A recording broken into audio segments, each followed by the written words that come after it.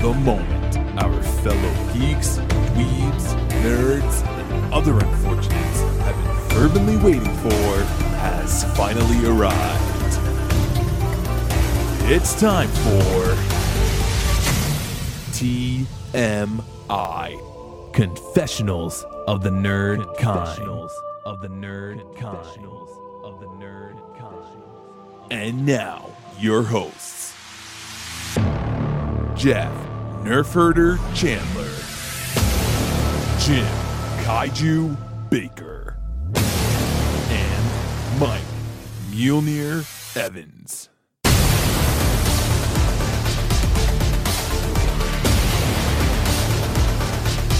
And now, let's get on with the show. Here is TMI. And I see once again that you're recording as we're... I am, of course. Yes. I need to get those little tidbits before the show Tidbits. begins proper. Tidbits. So, all right, should we enter into it, gentlemen? I guess Sure. we're Yes. already here. Yes. We're already through the front door. Welcome, everybody. Hey, welcome back, guys. Should we give our best Scottish greeting? I'm wearing my kilt. I feel like we've turned into a travelogue this episode. Yes, it is very much so. All things Scottish. And I don't think they've ever listened to us in Scotland. Scotland. So this probably won't change their minds. No. So today's episode, our loyal listeners, will be reviewing Outlaw King, which is a Netflix movie that's relatively recent, and Braveheart is our classic feature. I believe it is our first Oscar Best Picture movie that we've reviewed. Correct. You could be right. I think you're right. I think it is. I think it is.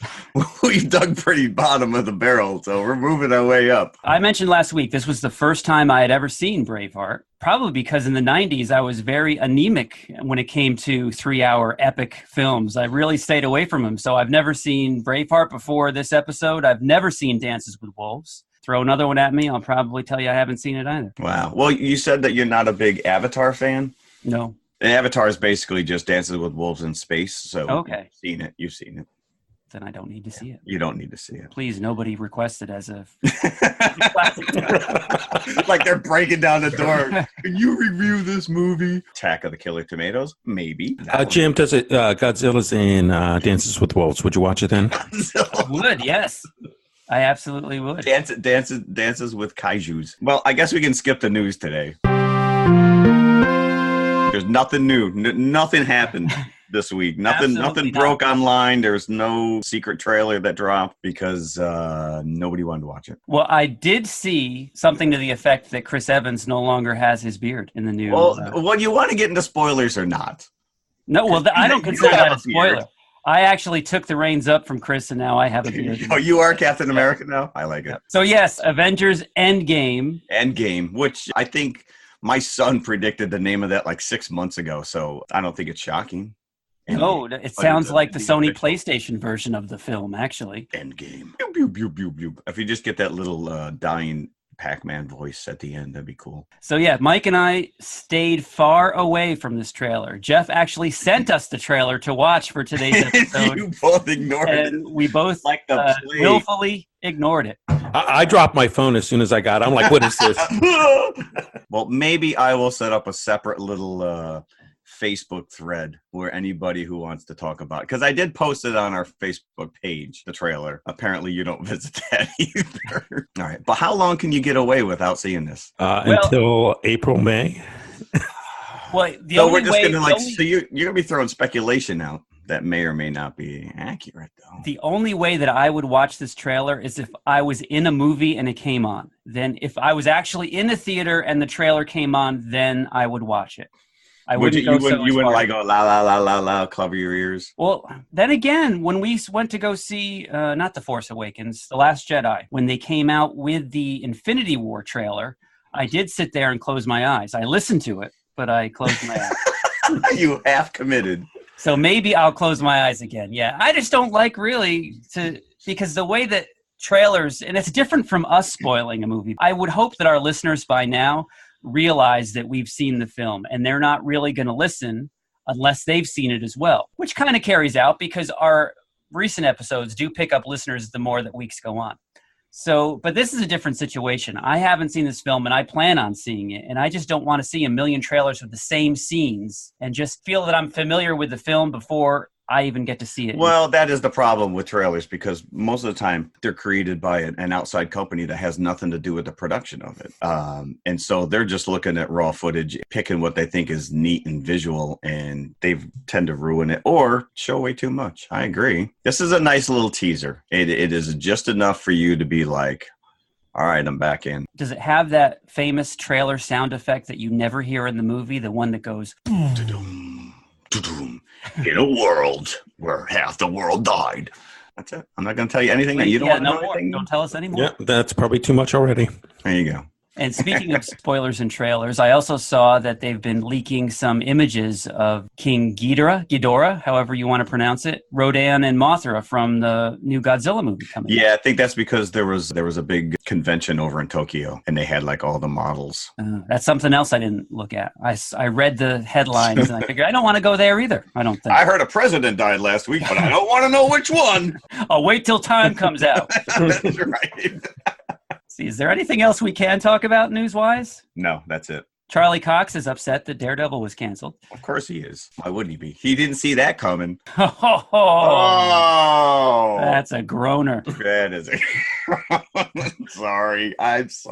But really, why would he be that upset? You know that they're going to pick that up at Disney Plus. They're not just going to. You would like to think that he would be ahead of. Maybe he's just playing into it. And that's like the top 5 show on Netflix, right? I know. Yeah. Whatever. I don't know. I don't know what this Disney game they're playing. Did we cancel it? I don't know. Stay tuned. When is the Disney Channel due?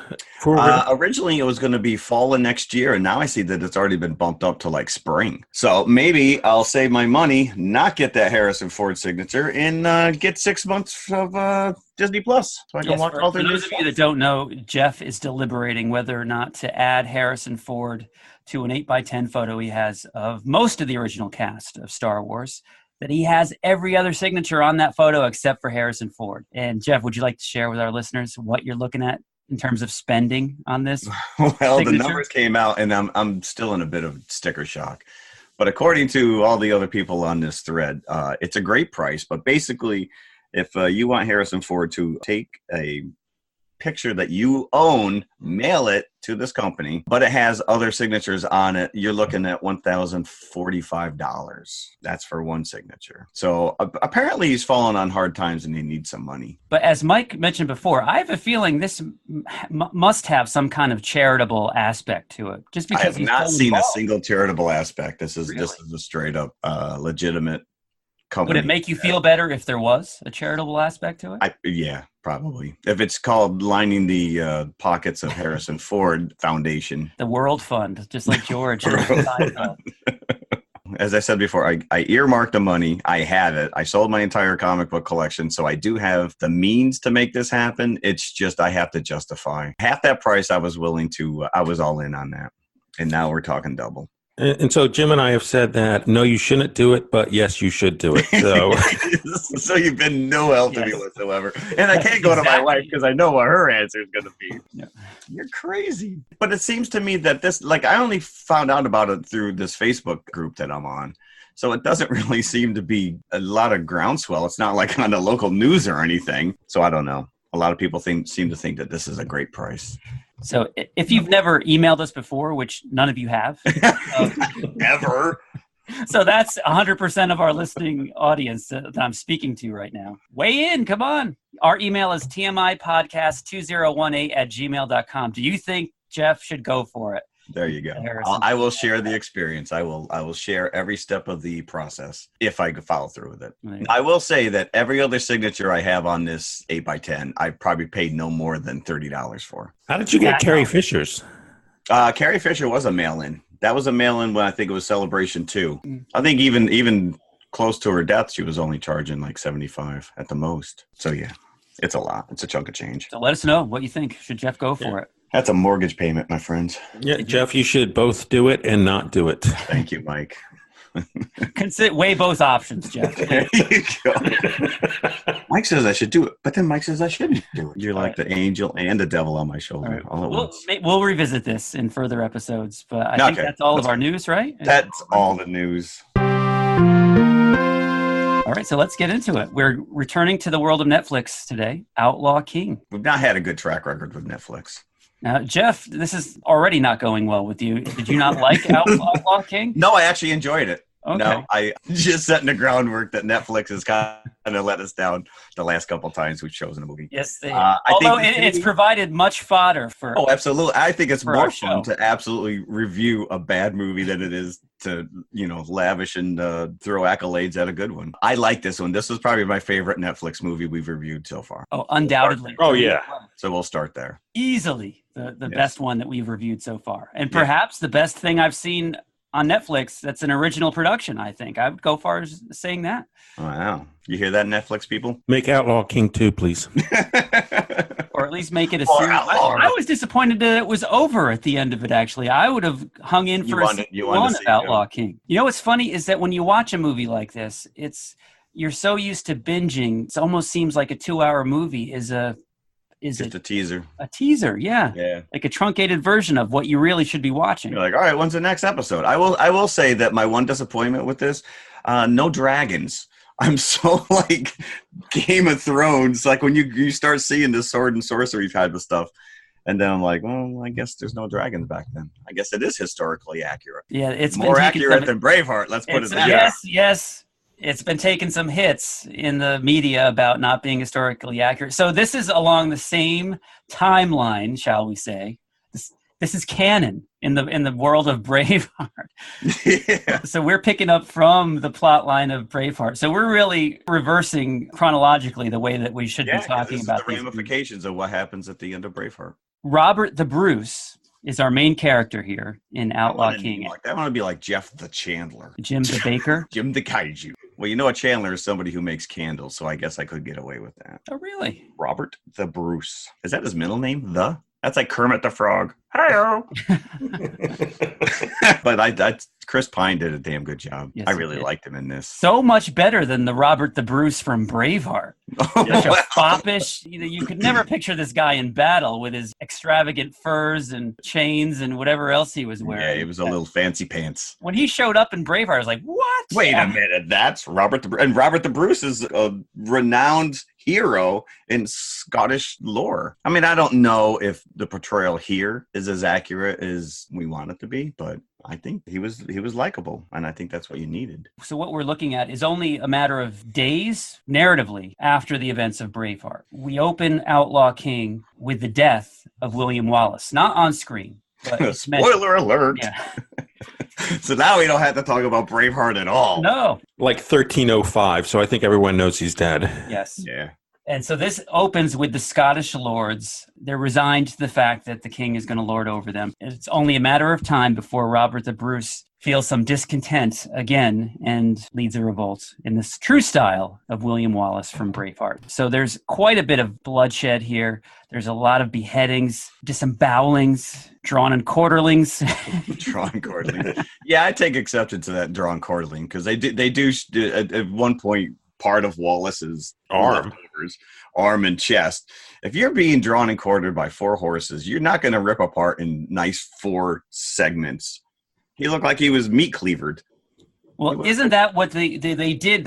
Isn't that part historically accurate at least? Didn't they? That is true. Him, and then they sent his limbs to different parts of England, Scotland. As like prove a point. Prove a point. I want his head on a pike. I didn't really get a good glimpse of what that was at first. It was. I thought first, is that his genitalia? You do see that later in Braveheart, though, when they're all waggling before the big war. Yes, we'll get into that later, but that in itself is historically inaccurate, apparently. Well, yeah, Braveheart. Yeah, a lot no of kilts. again. All right, so let's stick with this one because this one is a lot more historically accurate, at least even in the clothing. Yes, you know what's funny is that as I was watching this, Robert the Bruce, I think in the one concession in this movie to him being foppish in any way is that his clothing is much more colorful than anybody around him. Like he's got the bright green tunic instead of the drab beige or gray. Or he was like that one that Captain Kirk used to wear when they went on away missions every now and again. He didn't wear it every episode because he was normally in the gold, and then every now and again he'd wear that green one. He was like, yeah, the green episode. Yep. And apparently Robert the Bruce had access to some weightlifting facilities. He was pretty ripped in this movie. He was pretty ripped. Well, you know, he got nothing better to do. And then as maybe he was bench pressing his friends like Rocky last week. And I'm quoting Entertainment Weekly here. You did get to see Chris's pine in Oh my, Netflix. So this is basically a series of battles punctuated by despair. And because Robert the Bruce, just like it kind of follows the same trajectory as Braveheart does, where he's trying to rally Scotland behind him and nobody wants to fight. Right. So for most of the movie, he's the underdog with 40, 50 men going from one spot to the other. And at some point, even Scots don't like him. They're trying to kill him at one point. Brothers and sisters are natural enemies, like Englishmen and Scots, or Welshmen and Scots, or Japanese and Scots, or Scots and other Scots. Damn Scots! They ruined Scotland! But the one character that really stands out is the Black Douglas. Yeah, who was actually, I didn't even realize who he was until I started going not until the credits rolled. It's Aaron Taylor Johnson. Kick-ass himself. So he's great because he has a very memorable line at the end of the film. What's my name? What's my name? Douglas. Yeah, because all he wanted, right. So at the beginning of the movie where they're all conceding and giving in to the king, we'll be loyal to you. And he comes forward, and the king was just like, who the hell are you? What do you want? I want my name back. I want my land. And he's a pretty famous character from Scottish history as well. The Black Douglas, I think he's now known as.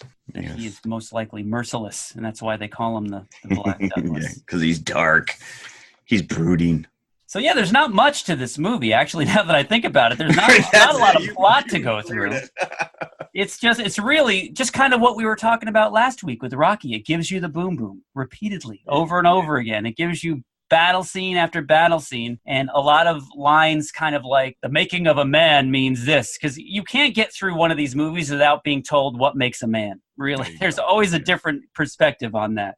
I mean, the fight scenes are very well choreographed. I mean, we'll get into that with Braveheart as well. Yeah, but they're not sparing horses in these two movies. No. You know, the one thing I will say, Robert the Bruce ends up marrying the king's goddaughter. Right. Was Elizabeth. And she is my favorite character in this. It's very contemporary because they have this advanced relationship where they become equals very quick and very early, and she becomes like his confidant. But I loved her character. I thought she was great. And I don't know who this girl is. Florence Pugh played her. What an unfortunate name that is. Can you imagine? Pew. Oh, I'm sure she heard about it. It's either pronounced Pew or Poo. So neither way. Or Pug. Pugga. Yeah.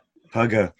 But I liked her a lot. I thought she was a great character. And can we talk about the king and Prince Edward? Prince Edward in a can? Yeah, Prince Edward in a can. Let him out. It couldn't be more opposite, the way that he is portrayed in this movie and the way that he is portrayed in Braveheart. Oh, yeah. And you're thinking, now, what was this guy actually like?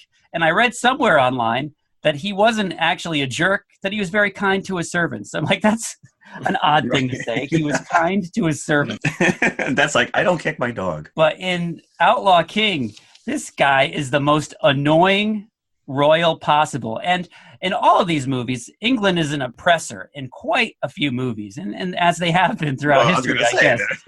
I think that was well-founded back then. But they try to make them as annoying, insipid, and foppish as possible, whatever chance they get. Emma, try not to kill my dogs.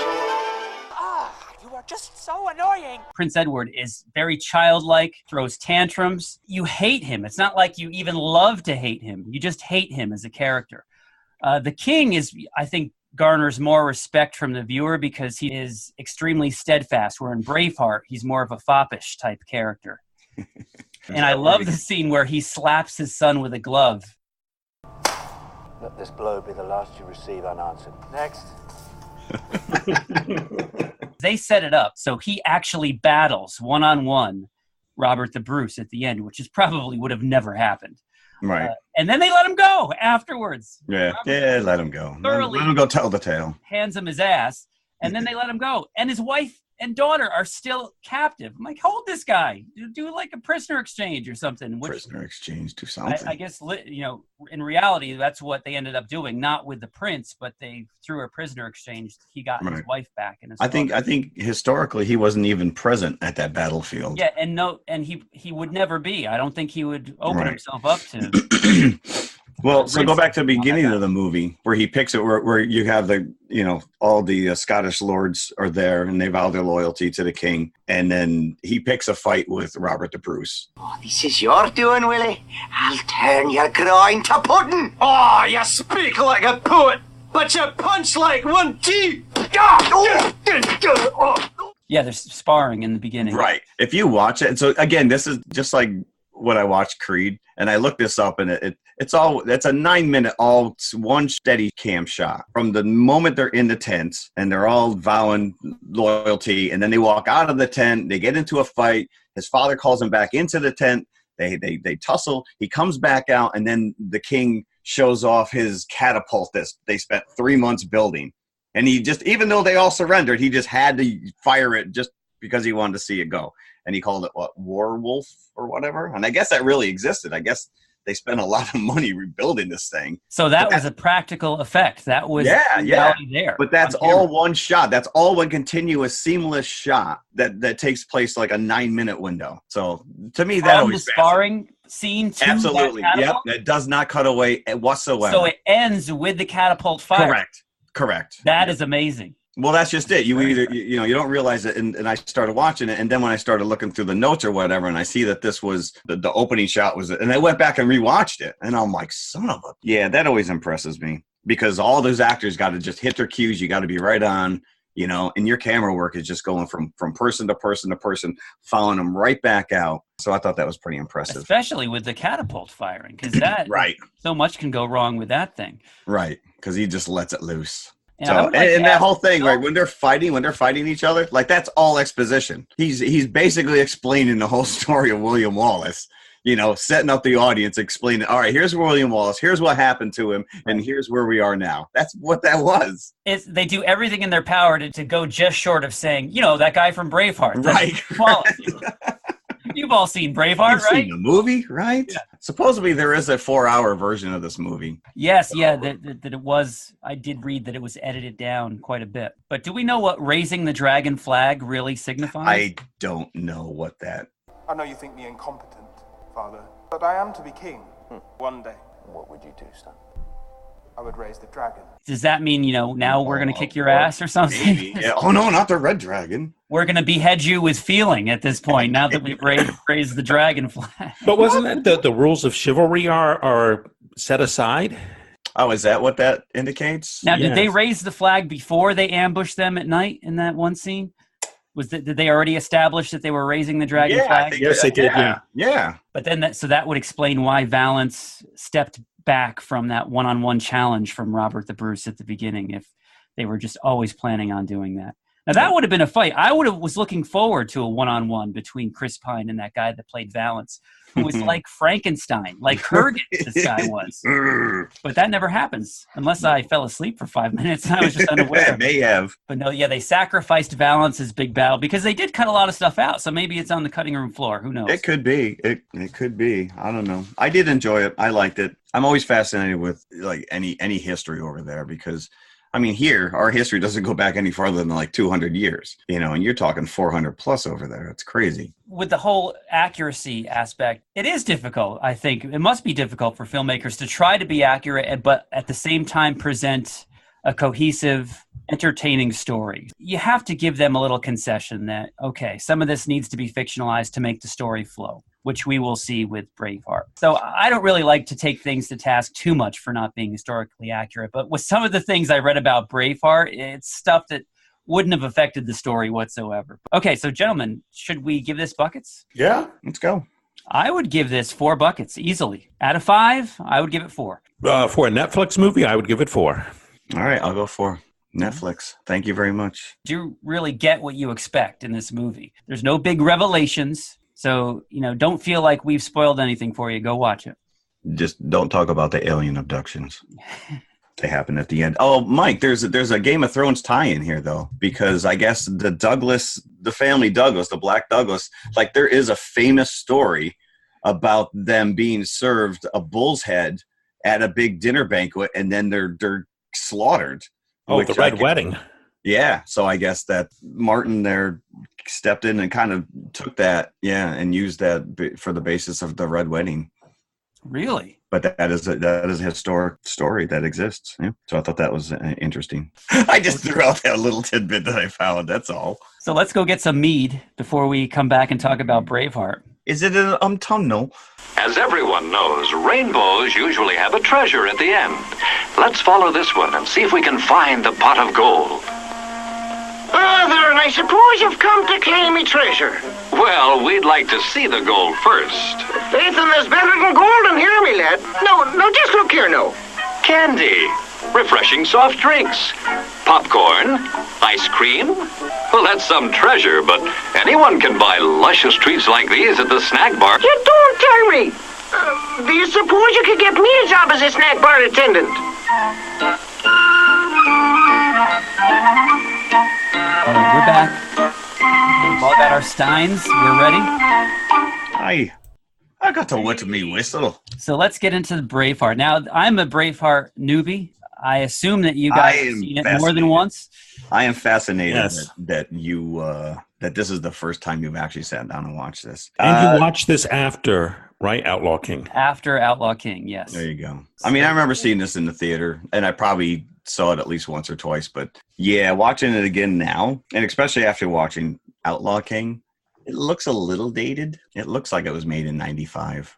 It does, and I can't really put my finger on how I could explain that. It was, because it's not, I mean, it's a heavy-handed movie, but there's a lot of lighthearted moments in it. And at times I was almost comparing it to Robin Hood, and I'm just like, Robin Hood is like a goofy version of, so I don't know. I love the fact the first thing that I get is that it's rated R for brutal medieval warfare. That's pretty specific. Now, Mike, what is your history with Braveheart? Saw it when it came out. Actually, I can remember the location that I saw it with my brother, who was a student in Scotland at the time. Wow. So it resonated to some degree. And for me, I don't really feel that it's that dated. I mean, it's medieval time, so I mean, I don't know where you get the sense that it's dated. I don't know. I don't like know you're if looking it was at the lighting, the filming style. It wasn't as gritty as some of the stuff you see now. Yeah, there's a certain look to a '90s movie. Yeah, I guess so. I mean, it's like Jim said, it's kind of hard to put your finger on it. You know, like you look at 300. 300 is a very stylized, a very gritty, dirty approach to the same subject matter, for lack of a better term. This one's a little more movie of the week. Everything's brightly lit. Everything is crisp and focused. You know, although he did, you know, the editing on this is just phenomenal. When you get into those fight sequences and it's just endless cuts of battle. It's a weird observation I made. Take it for what it is. I kind of miss the presence of Christopher Lambert in this movie. I think he would have been great. He would have been great. There can be only one. Right. Yeah, he could have been like Isabella's brother. There you go. Could have been. Yeah, I will say when I watch it this time, I listened to Mel Gibson's commentary. Oh, did you? Was there any illuminating tidbits there? He's right. He did get bogged down a lot in details of the filming, but really it was almost like listening to Schwarzenegger and what's his name when we watched Total Recall. They kind of go off on tangents, and it wasn't like there'd be like a 20-minute spiel where he wouldn't say a thing while you're watching the film, and then all of a sudden he would just break in, Mother Nature was kind to us that day, and that was like it. Did he expound upon his mane of hair and his giant head in his mouth? No. William, move your head. Look at the size of that boy's head. Shh. I'm not kidding. It's like an orange on a toothpick. You're gonna give the boy a complex. Well, that's a huge noggin. Heed, move. Well, that was offside, wasn't it? He'll be crying himself to sleep tonight on his huge pillow. Other than the fact that he did not want to play this part. He fought for this movie, but he did not want to. The studio forced him to play. That was the only way that they would bankroll this. He was like, the guy's supposed to be 20 years old. Yeah, in this that's movie. I was going to bring this up, yes, because I'm looking at the start date of Outlaw King, which is 1304, I believe. Yeah, Right. like And then that, the start date of Braveheart is 1280. 1280. So that He's would a give kid. the He's a boy. impression that William Wallace, while this is happening, is in his late 20s, mid to late 20s. If Yeah. you estimate that he's maybe 7 or 8 at the beginning of Braveheart. Yeah, probably, right. Yep. So that kind of took me out. Once you start to think about that Mel Gibson is at least 15 years too old to be playing. Yeah, and he really William and Wallace. he did not want to play this part. The studio was like, well, if we're going to bankroll this thing, you need to star in it, because obviously that was his heyday. Gibson was just coming off height of all his- the big Lethal Weapon movies. Yeah, that's like the height of his popularity with this. So he actually wanted Jason Patric, believe it or not. That was the actor that he wanted for this. What else has he been in? Jason Patric. Yeah. He was in I'd be hard pressed equal to Speed, right? Speed 2. Oh, Speed 2. Cruise Control. Yeah. And he's in that heroin addict movie with Jennifer Jason Leigh. I think that was his claim to fame.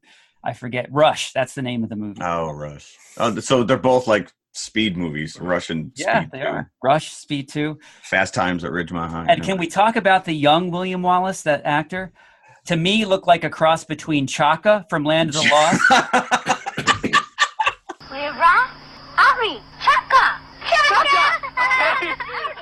And Pippi Longstocking.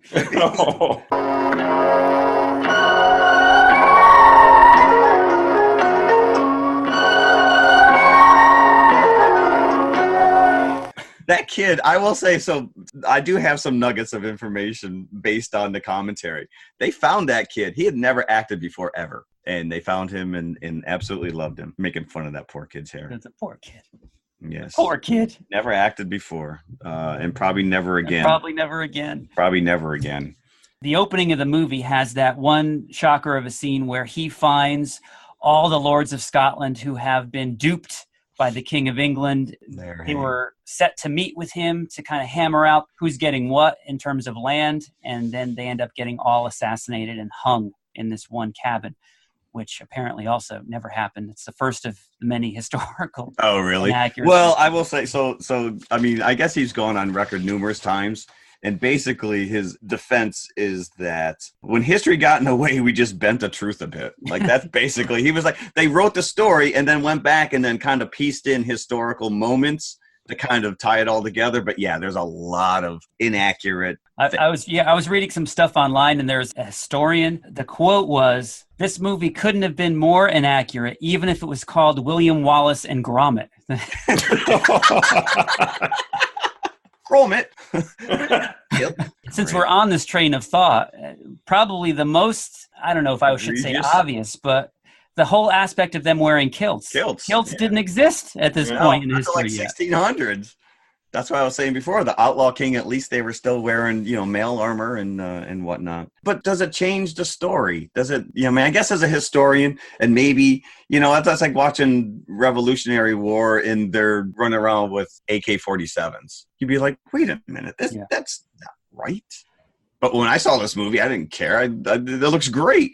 They're all running around in their kilts. And it's funny that you say that, because there's one other notable quote that I read online, is that somebody that's in the know, like an historian that's watching this and sees that they have kilts and knows that they shouldn't be wearing kilts, that's like akin to somebody watching a movie about colonial America. And not only are they wearing 20th century business suits, but wearing them backwards. So they weren't even wearing them correctly? They weren't even wearing them correctly. Oh, my God. Some bizarre manner that they were slugged That is down horrible. And it's amazing, too, because when you listen to him, he talks about, there are certain aspects where they really tried hard to be as historically accurate as possible. And then, even the bagpipes, when his father is killed when he was a little boy, that bagpipe wasn't a Scottish bagpipe. They used an Irish bagpipe only because he thought it was more melodic. So... So just stupid stuff like that I'm sure that probably incensed some people in Scotland. We're like, this is an outrage. This movie is just an affront to our entire history. A character that I loved from the beginning of this movie was Uncle Argyle, because made me wonder if he had a cousin Cardigan Mama Mohair, Right. the whole sweater family. Yeah, it was in the sock business. That's right. Oh man. Oh, was that his uncle? Was that Brian Cox? It was, yeah. That was, yeah. He was the one that kind of brought him to Europe and educated him, and that's why he's the bad eye. the average bear. The average bear. That was Brian Cox, who went on to play Stryker in the X-Men movies. Absolutely, yeah. And then the guy who played the King, Longshanks. Do you know who that guy was? The actor is Patrick McGoohan, who was pretty big in the 60s. He played the prisoner on the TV show The Prisoner, number 6, I think it was his character's name. Do you know that he was... Gibson said that he had been offered James Bond role numerous times and turned it down. For whatever reason, he turned it down, but he was offered that role. Longshanks was set to play James Bond. Obviously, long before this movie, because he was a little long in the tooth by then. Yeah. So talk about your annoying English oppressors. The King Edward and Longshanks, as he's referred here, and he's not referred to as Longshanks, as far as I could tell, in Outlaw King. He's only the King Edward, but here is very foppish. The trouble with Scotland is that it's full of Scots. Perhaps the time has come to reinstitute an old custom. Grant them prima nocte. He gleefully reinstates prima nocte, which is where the... Bless you. First night. The first night, am I missing? Yeah, English Lord. Yeah, the English Lord has first dibs on any Scottish bride. If I was a lord, I'd be initiating that as well. But this is to breed out the Scottish. And now how does that work? It's only the first night. It's not like you're interrupting the birth process for any other night that she spends with her actual husband. So I don't think this is, anything other than a chance for the English Lord to get his rocks off every once in a while. And that's not even accurate, because I guess that they said at the time it would have caused a huge uproar. But yeah, so this is just part of the personality of Longshanks in this movie, just how annoying this guy is. Maybe that's how he got his name. I'm going to Longshank you. And Prince Edward here? It again. But I think historically they said that he was a little light in the loafers. Effeminate? Yeah. But he was kind to his servants. But he was kind to his servants. Yeah. And his one advisor who gets thrown right out the window. Longshanks just throws. Happy to see him go, by the way. It's crazy. So yeah, just some of the many differences between this and Outlaw King. And not the least of which being Robert the Bruce, which we brought up before. Robert the Bruce, a very minor player here until the end. It almost sets him up for Outlaw King. For Outlaw King, yeah, absolutely. Yeah.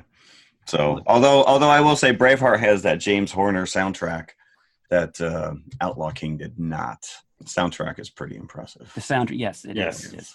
It is very iconic. The swelling soundtrack, it only helps Mel Gibson in his rousing speech. It's amazing because you get, obviously Titanic came later, but you kind of get some of those same notes. I picked up on that, but I don't know. You see, and it's a very, as great as it is, it's a very quintessentially 90s type of score. So that is also, I think, adds to the 90s aura of this movie. Talk about, what's her name? Mirren was the girl? Because I liked her as well. Although she wasn't around very long. No, she was not. His secret wife, lover. And I guess in real life her name was Marion, but they didn't want people to confuse her with the Robin Hood character, so they changed it for the movie. I'm like, I think you should give us a little more credit than that. But then again, like I said, I kept looking for Robin Hood, so maybe it would have been a detriment. You see, I was under the impression that they had that secret ceremony because her father didn't like him. Oh, no, he didn't like him. Able to marry her otherwise. Yeah. I didn't think that prima nocte really figured into it. Yes, but I forgot. I guess I don't remember her murder being the catalyst for this whole thing.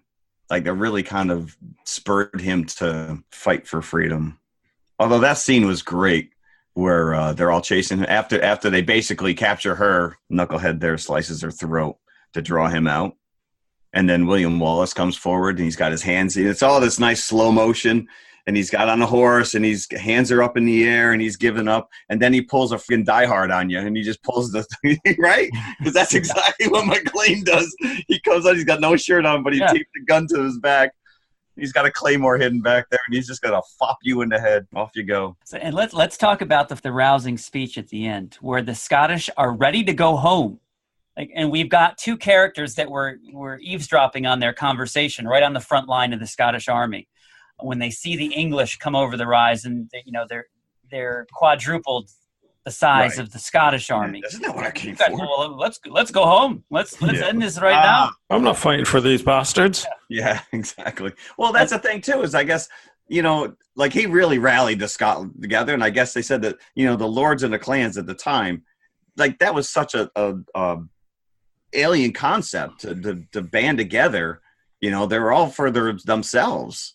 So they were like, screw this. Yeah. I'm just going to go home. You guys go fight them. And they're already walking home when William Wallace comes out. Would you be willing to trade all the days from this day to that for one chance, just one chance, to come back here and tell our enemies that they may take our lives, but they'll never take our freedom? I don't think I would have stopped. Even though that blue face paint's enough to make you go, whoa, wait a minute, what is going on here? I'm like, well, he's a good orator. Yeah, I'm still going home. Yeah, right. Nice speech. Thank you very much. That battle at Stirling, that set piece is unbelievable. Yes, and I really hope that no horses were harmed during. No, as a matter of fact, they had. I guess that there was some concern, and they actually brought in experts to make sure. Half of those horses are mechanical. Really? Wow. Yeah, and he actually laid down money if you could spot in the final film any of the horses which ones were mechanical and which ones were not. And they talked extensively about that shoot. 6 weeks they took shooting that. He's got 90 hours worth of film. Imagine being the editor on that. Here, make something out of this. Are you kidding me? That's crazy. That's like what I have to do with the show every week. There you go. Oh, Jim feels. You are listening to just a very small percentage. I will say you do a damn good job. You are like a prime choice butcher because you do trim the fat out of this. I'm like, wait a minute, didn't I say that? Oh, Jim cut it. That's nice. Yes. But yeah, that somewhere in the annals someday when we're superstars. That's there you go. When we're up for our Academy Award for editing, Jim. The director's cut. There you go. The 8-hour director's cut. Getting back to the battle here, the English army has not learned that the Scottish are enamored of using wooden spears because they drag them out for both battles. There is a huge cheat in that because if you go back to his whole speech and every shot of those guys standing on the line, you never once see those spears that are all obviously laying flat in front of them like a downed fence, and they hold off to the last possible second. Just pick them up, and then magically they're there. So that is the one thing, as far as editing, and it's a great surprise because you kind of forget when they start talking about it. I need spears twice the length of a man, and then all of a sudden you never talk about it again. You're like, all right. But you do see them ride up with them. So when Wallace comes in with his horsemen, they have the spears wrapped in like some sort of canvas or something like that. And so you do see them bring them. Okay. But they're not like laid down in front. No. Okay. I mean, that's I guess they even used real arrows in this. I mean, he was hardcore when they started filming this stuff. He was really, okay, we're going to really shoot you people. And I actually love the scene where the guy who was apparently still mooning the English when the arrow. Oh, you got the arrow in the buttocks. Well, that was still great. Bent over with his ass in the air while everybody else has the shields up. Right. And so he deserved that in the ass, that arrow. Well, they flashed their junk, then they flashed their asses, which was it's a fun scene. It's a great scene. And then what's his name? He goes, the Almighty tells me he can get me out of this mess, but you're off. It's such a great, because it's such a heavy moment. These guys are all going to battle. They're going to die. And yet there's just that little lighthearted moment. It was great. But he said he shot that like a sporting event. Like he wanted it to be controlled chaos. So they worked really, really hard. But I have to think that the editing on that it really kind of makes that what it is. Because you can't lose focus. It's almost like a football game. You got one guy on the left and one guy on the right. And after a while, who's who? They're just downing each other left and right. And they used the same actors. So on one day, they were all the Scottish people. Yeah. And on the other day, they just redressed them and put them in the English attire. Yeah, they were the Irish reserves, right?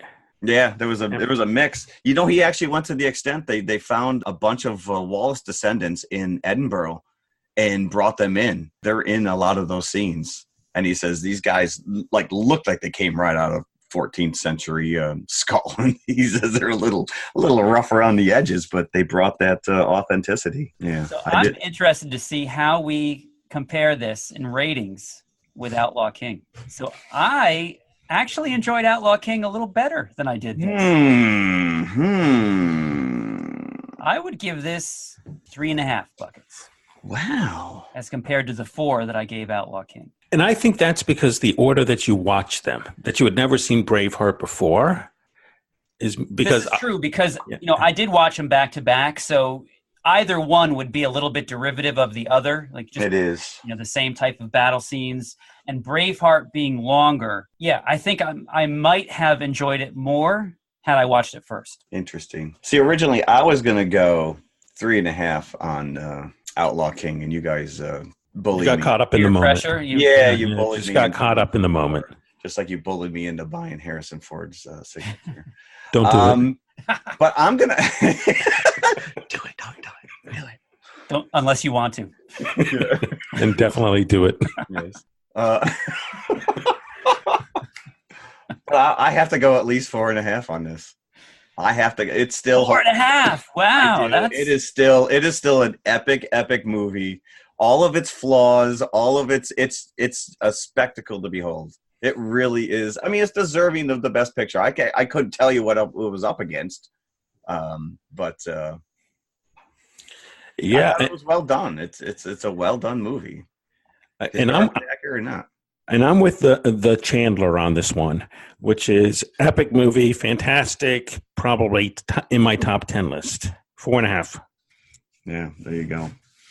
Do you know who was originally set to direct this, or he actually asked to direct this and he turned it down? No, would have been a completely different movie. Terry Gilliam. Now imagine what kind of movie that would have been. It would have been a lot more ass shots. There would have been multiple dream sequences as well, I think. There you go. I'm drawing a blank. What has he done?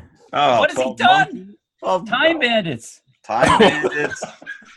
Brazil. 12 Monkeys, Brazil. The Fisher King. Fisher King. What a great movie, Fisher King. That would have been insane. He's one of the few directors, I think, who has a very unique style. Like when you see his stuff, you're like, oh, this is a Gilliam movie. His speech, was just a derivative of Shakespeare's Henry V.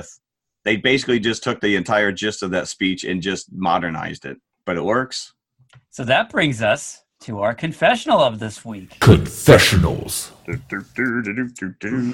I confess. Given the inspirational nature of these two films, we decided to ask ourselves, what is our favorite inspirational speech from a movie? Who would like to go first with this one?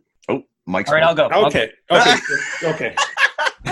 I am not just taking the piss with this choice. I really enjoyed this speech immensely when I first saw this in the theater. I know where you're going. We're going to have the same one.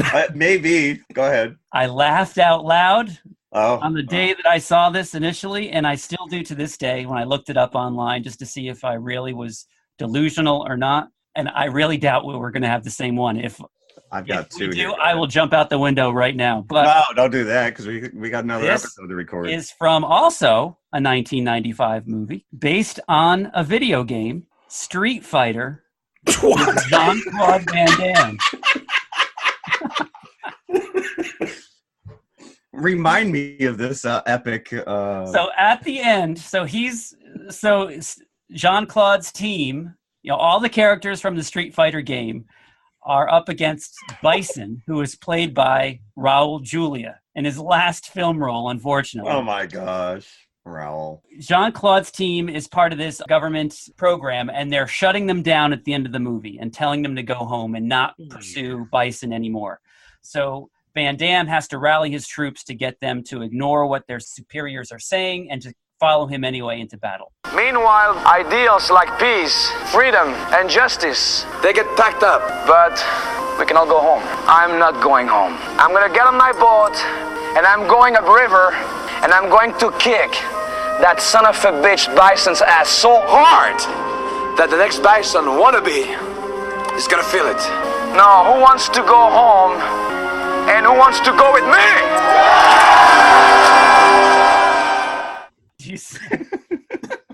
Bison wannabe. Wow. In the theater, That's it. my You friend convinced and I me. almost stood up and applauded this speech, laughing the entire time. So I'd like to go home, giving it up to Street Fighter. Street Fighter. Wow. Jim digging deep on the obscurity. Yeah, you are right. We are not sharing that one. No, with you. yeah, no. I don't think I've ever seen that movie. Oh, one of these days, my friends. Oh, boy. Mike, you up or? Yeah, I'll go. Okay. I mean, I do like they can take our lives, but they'll never take our freedom from Braveheart. I really do, but let's not go into that. The one that I thought of when we were kicking around the confessional idea was Independence Day. That's where I went. That's exactly where I went. Right, which is things are not looking good for humanity. The president's going to get up. He's going to give a rousing speech as he brings the world together. And it's, we will not go quietly into the night. We will not vanish without a fight sort of thing. And it kind of... We're going to live on. We're going to survive.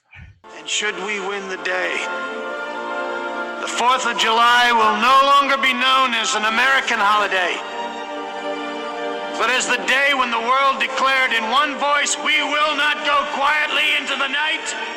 We will not vanish without a fight. We're going to live on. We're going to survive. Today, we celebrate our Independence Day. Today is our Independence Day. Yeah, there we go. On Independence Day is when it was Independence. released. Perhaps it's fate that today is the 4th of July. Yeah, that's where I went. That's mine as well. Oh. My backup was Bluto's speech in Animal House, but... So we all did go mid-90s. We kept it in that range with Braveheart. At least no one went remember the Titans or any of that heavy-handed patent crap. That's funny because that little quote that Mike just read, that we will not go quietly into the night, that's also pulled from Henry V. So apparently Shakespeare had a stronghold on the old impassioned speech even back then. I think Jean-Claude took a few lines from that as well. Yeah. I'm going to kick his ass so hard. Shakespeare asked, are you going home? Would you like it to go home? No. So I think that wraps up today's episode. Next week, nicely Argyle kilt. We've got a Christmas-themed episode next week. Yay!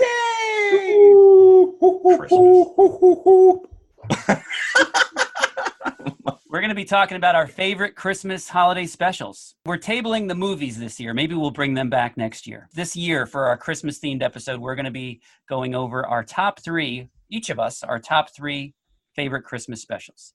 So much in the vein of our old school Saturday morning cartoons episode. If you're a fan of that one, definitely come back and listen to the Christmas episode because it's more of the same. We like to be predictable here. And unpredictable at the same time. Yeah. So, and then the week following that, Into the Spider-Verse. I cannot wait to see that. Into the Spider-Verse. Boy, I'm going to... Yeah, it's getting great reviews. Yeah. I think it's 100% on Rotten Tomatoes, or at least the ad tells me that. I'm still on the fence with the animation because some of it looks phenomenal and all of it just looks very rotoscoped.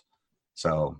And if I knew what rotoscoped meant, I would agree with you. Yes. So, basically, yeah. Come on, you're a Disney file, So basically what you do is you take an existing actor and you film them and then you just basically draw frame for frame over the actor. That's what they did. Stop listening at Rotoscope, Jeff. Fine, bye, we're out. You had me at Rotoscope. All right, so then join us next week. Freedom! Oh, come on!